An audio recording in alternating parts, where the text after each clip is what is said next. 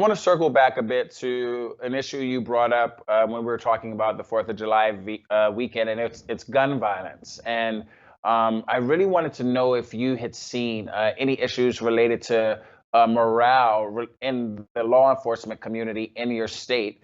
Is there any pullback on their part in attempting to, combat this rise in violence we're seeing in some parts of your state and across the country? No, and to the contrary, particularly in the advent or since the killing of George Floyd, New Jersey, like most places in America, had hundreds, if not thousands, of protests with enormous anger and passion.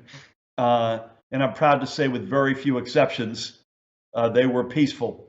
And I think that is a tribute to the relationship between law enforcement and the communities that they serve in New Jersey. You can never bat 1,000. I mean, believe me. And as I mentioned earlier, we have the strongest gun safety laws in America. But to the contrary, we have brave women and men in law enforcement who are continuing to deepen and try to deepen their relationship with the communities they serve. But they're also faced with the scourge of gun violence. And as strong as our gun laws are, we're not an island.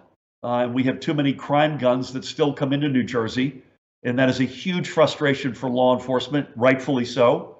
And it's another reason why, we formed something called States for Gun Safety.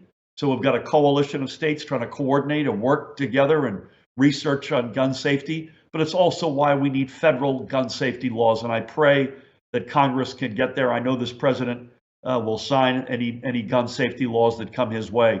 But that is a reality in our state, and it's a huge frustration on my part, on behalf of law enforcement, and I keep them all in our prayers as they deal with it until we get to a better place.